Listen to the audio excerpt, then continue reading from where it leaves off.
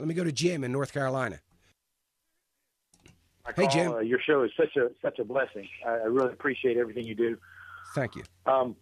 My question is, I'm 49 and I'm looking at doing a 72T, and the reason being is it's a traditional IRA, and I want to move that money instead of taking a lump sum paying the taxes right away. I want to spread it out, so I want to take and put it in a 72T, and then take that money and then roll it into a Roth IRA through a 10-year period.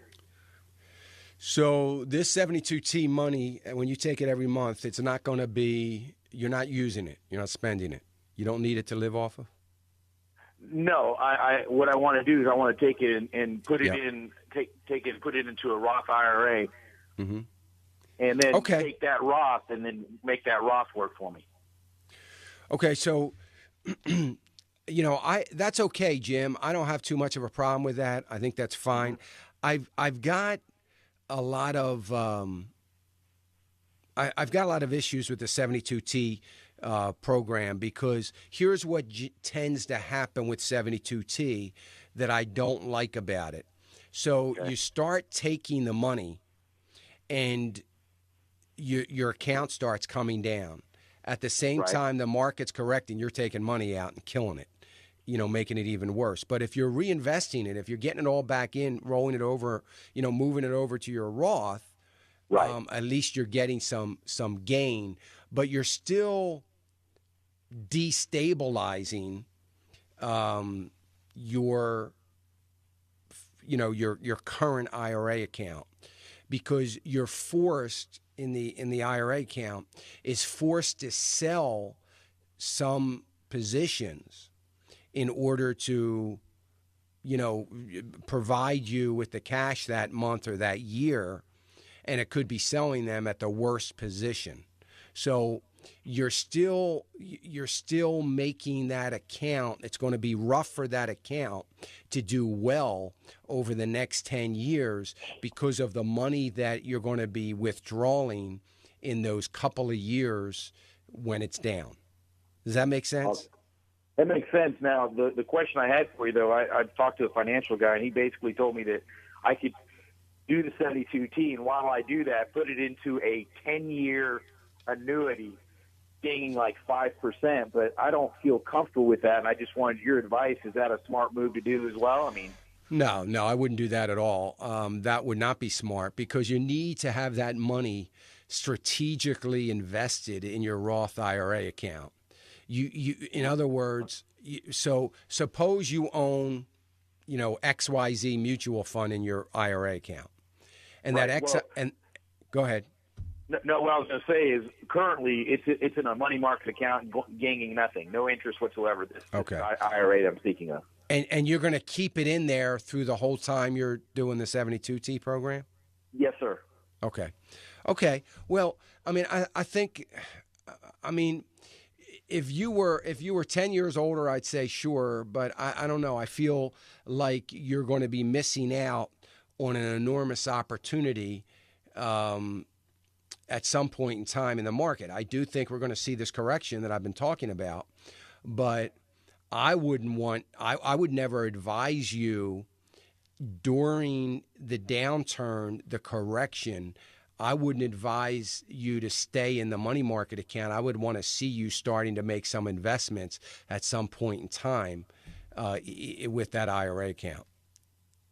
But if I transfer the money into a Roth and then transfer that into like a Scott trade or something, and reinvest, because the Roth is going to be taxed.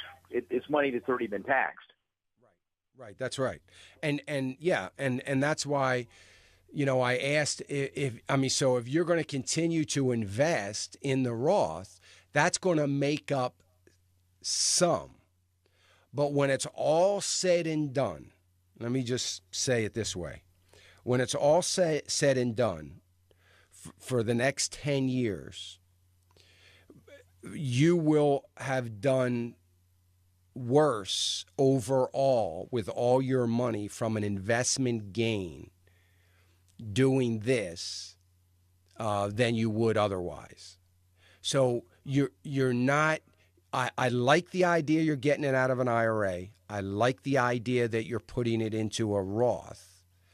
I don't like the idea that you don't have any flexibility in order to do that by doing the 72T. You're stuck.